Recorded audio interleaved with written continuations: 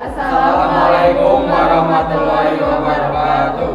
Perkenalkan, kami dari kelompok 2 akan melakukan percobaan bioteknologi pembuatan kefir.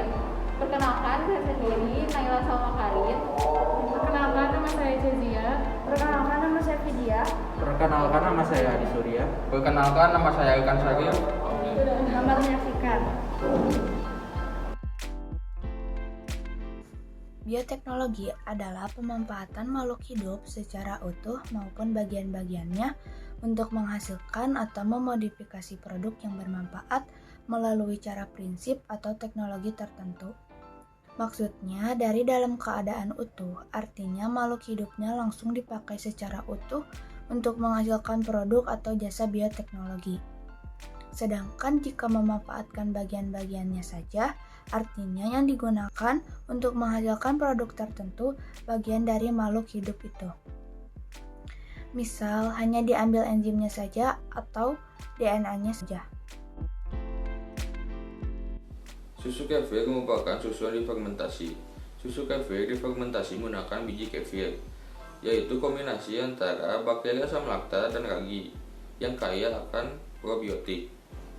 Pada umumnya, susu kefir memiliki konsistensi yang lebih cair jika dibandingkan dengan yogurt.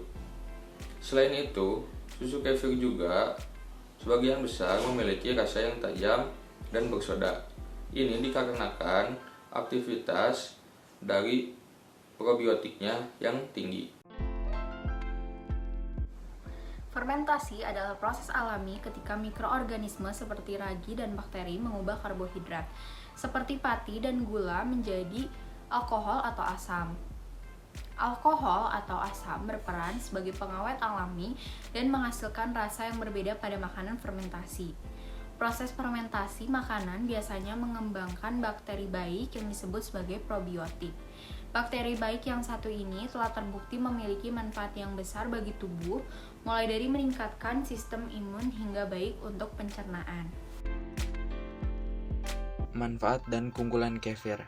Dengan beragam kandungan nutrisi tersebut, susu kefir dipercaya memiliki banyak manfaat dan keunggulan. Di antaranya, pertama, mencegah infeksi. Kedua, mengatasi masalah pencernaan.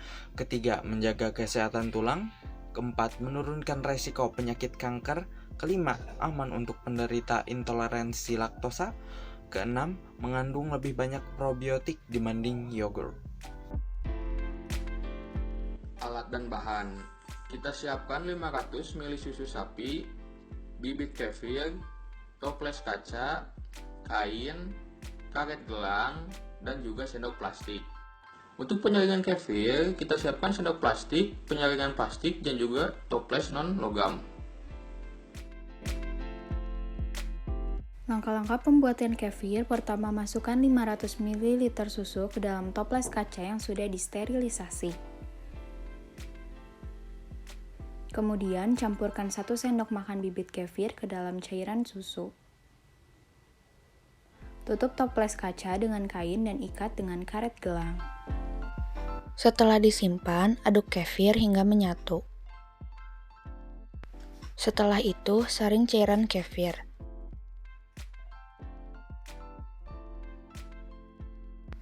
Lalu, masukkan bibit kefir ke dalam wadah. Dan lakukan hal yang sama terhadap botol kedua.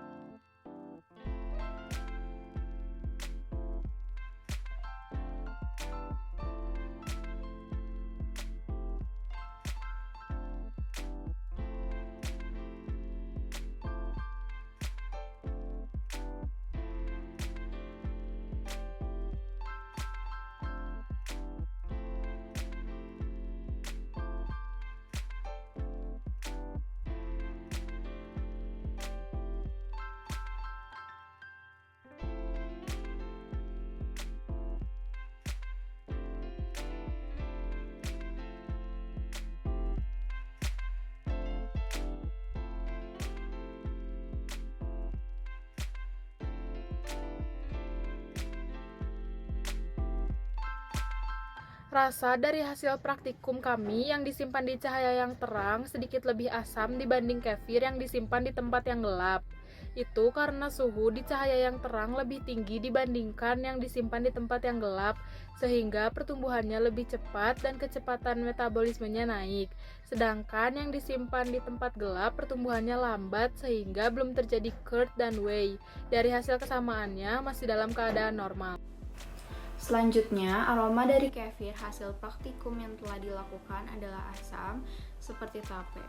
Hal ini dikarenakan bakteri yang digunakan merupakan bakteri asam laktat yang dapat mengubah laktosa susu menjadi asam laktat, sehingga bau yang dihasilkan bersifat asam dan mirip seperti tape, karena tape juga merupakan hasil fermentasi dari glukosa. Rasa dari kefir sendiri adalah asam, mirip seperti yogurt. Berdasarkan praktikum yang telah dilakukan, dapat disimpulkan bahwa 1. Intensitas cahaya dapat mempengaruhi pertumbuhan mikroba, sehingga hasil dari kefir akan terpengaruh. 2. Semakin tinggi intensitas cahaya, maka semakin cepat proses fermentasinya, karena pertumbuhan mikroba dapat mengalami peningkatan dengan meningkatnya waktu inkubasi, suhu, kelembapan, cahaya, pH, dan nutrisi yang akan menyebabkan pertumbuhan mikroba lebih optimal.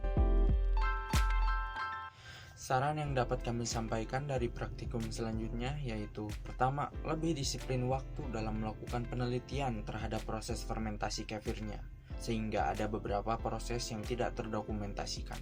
Kedua, lebih memperhatikan bagaimana cara fermentasi kefir tersebut agar hasil pembuatan dapat lebih sempurna. Ketiga, lebih memperhatikan kebersihan pada saat pembuatan kefir. Sekian dari kelompok kami. Maaf apabila ada kesalahan. Wabillahi taufiq wal hidayah. Wassalamualaikum warahmatullahi wabarakatuh.